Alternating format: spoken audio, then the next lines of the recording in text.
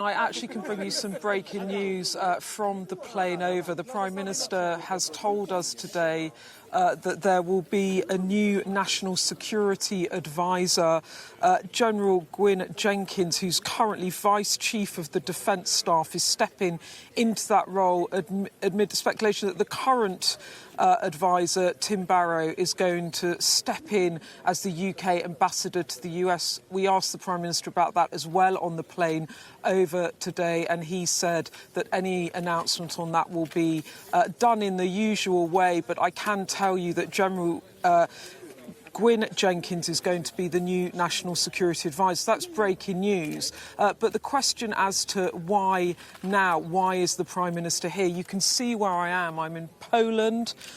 We are at a military base. The Prime Minister is here to meet with Polish Prime Minister Donald Tusk. He will also have a meeting, and we will have a press conference with the NATO Secretary General Jens Stoltenberg later today. And why now? Well, the UK has announced overnight a £500 million aid package, military package for Ukraine. It takes the current funding for the year up to £3 billion, and the Prime Minister saying that Ukraine needs more aid, it needs more help. He's coming to Europe, he is here, and then he's going to Germany to argue the case for increased funding for Ukraine to see off the threat of an expansionist Russia. And he talked today on the plane about us having a world that is more volatile and dangerous than it has been at any time since the Cold War. And what he's really talking about here is an appeal to European allies to increase funding to Ukraine, to increase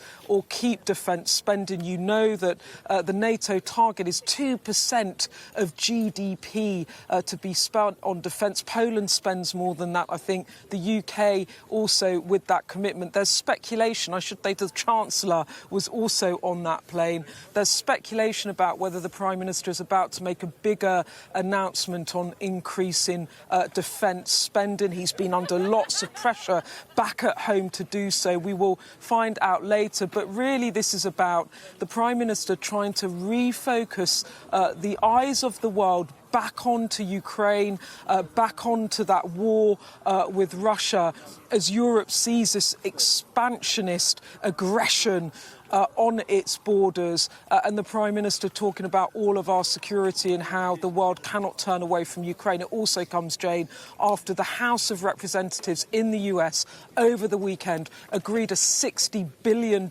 aid package for Ukraine. It had been held up for months. President Zelensky of Ukraine saying that the Ukrainians really needed that funding to beat the Russians back. So that has passed through the House of Representatives. It's got to go also through the Senate, but that could mean that within days funding and support from US is coming over to Europe and over to Ukraine. So it's a very significant moment, and this is a Prime Minister, having got the Rwanda bill through yesterday, is now back on the world stage meeting global leaders to try and show UK leadership when it comes to Ukraine. You know, as you say, relief for the Prime Minister. He did get that Rwanda bill through, but he's still not out of the woods. There could still be legal challenges in the courts.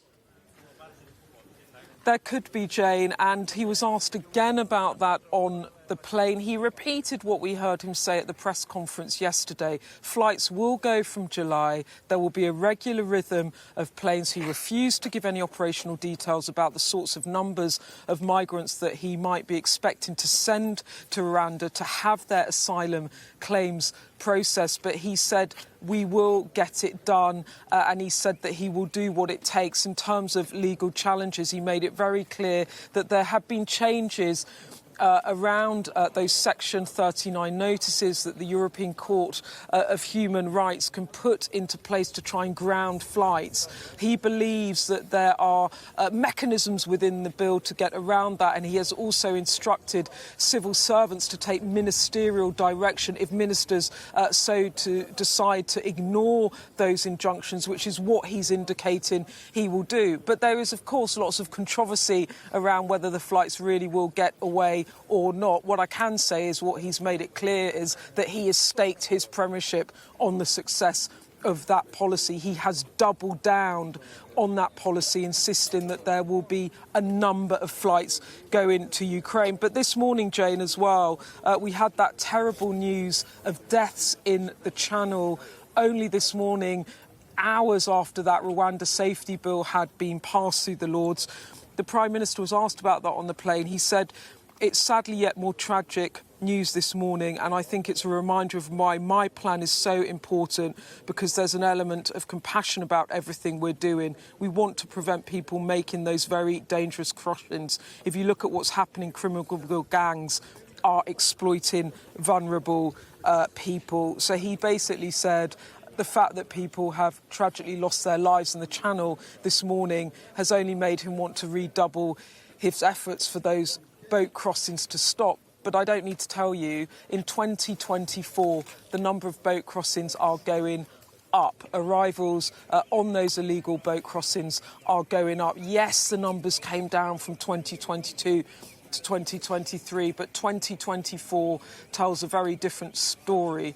And the question is, even if the Prime Minister does get those flights away, will it really deter people from making the perilous crossing? That's what he's gambling on, and no doubt that's what the British people will judge him on come that general election. OK, Beth, thanks very much for that.